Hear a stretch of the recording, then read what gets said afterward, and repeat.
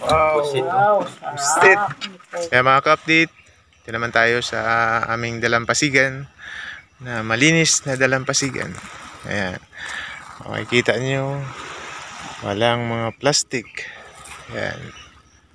Walang mga basura. Ayan. Sa abangan naman natin ngayon yung naglaot doon. May lumaot na naman. So tignan natin mamaya kung ano yung kanilang mga nahuli. Ayan. Pag ginaarya nilang ganyan mga ka-update ay meron silang lubid. Tawag dito sa amin pitik. Iikot yung lubid tapos hihilahin tapos para magsalubong yung kabilang dulo ng lambat. Ayan, pagkatapos pag umabot na hilain na naman, patuloy lang hilain hanggang sa paliit ng paliit yung ikot ng lambat. Aarya pa sila uli mga ka-update. Ayan, ma-enjoy ka dito sa dalampasigan mga ka-update. Ayan, may mga ibon ka makikita. Tapos yung paru-paro andyan lang sa tabi. Oh. Enjoy na enjoy din yung paru-paro. Ayan wow, galing. Ayan wow, naglapit pa sa kamera. Ayan galing. So yan, nag-arya pa sila uli. Lapit lang masyado. Habang naghihintay tayo, ayan yung paru-paro, inaaliw naman tayo. Inaaliw tayo dito. Habang naghihintay. Ayan. Galing naman ng paru-paro na to.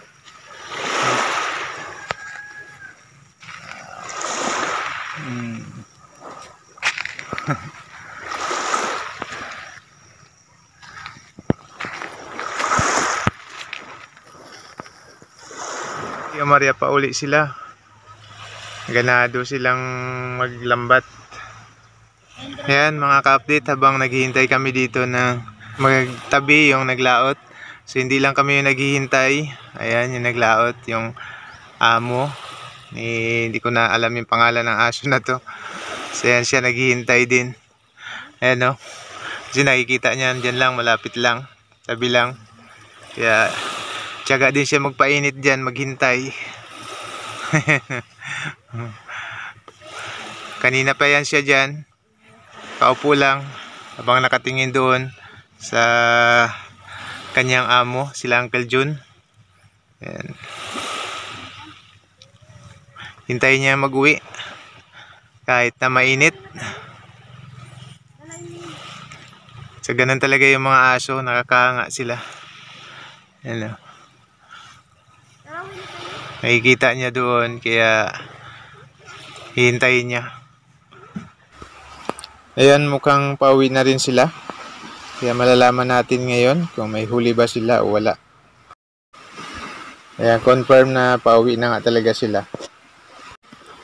Ayan, malapit na malapit na. Malalaman na natin ngayon.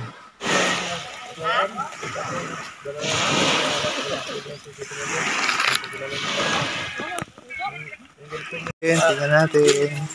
So, marami. Oh, pusit. Pusit. Arak din. Ulam din. Wow. Pusit. Ay, nakatagal-tagal kay wala pa. Ayan, dami. Pusit.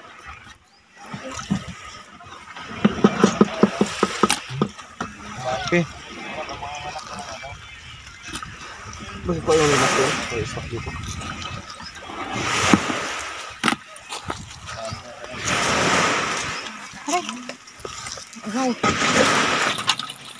Wow. Pusit. Hindi yan, kahit kalati lang yung pusit. Dati na lang.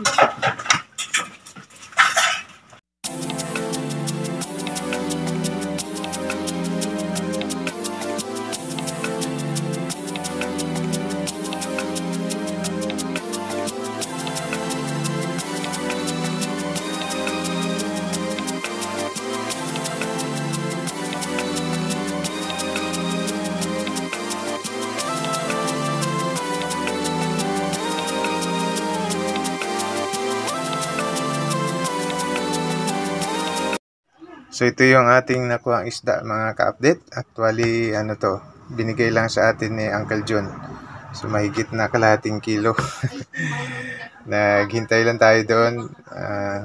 Bilisan na tayo, kaya lang binigay na lang. Ayan, thank you kay Uncle John, no, sa masarap na ulam. Sa amin lang to dalawa ni Honey. So, dalawang ulaman na to, mahigit na nga.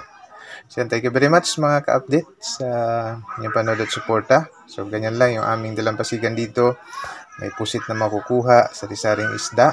Kasi nga, maganda, malinis yung aming dalampasigan. So, thank you very much po. To God be the glory and God bless po sa ating lahat.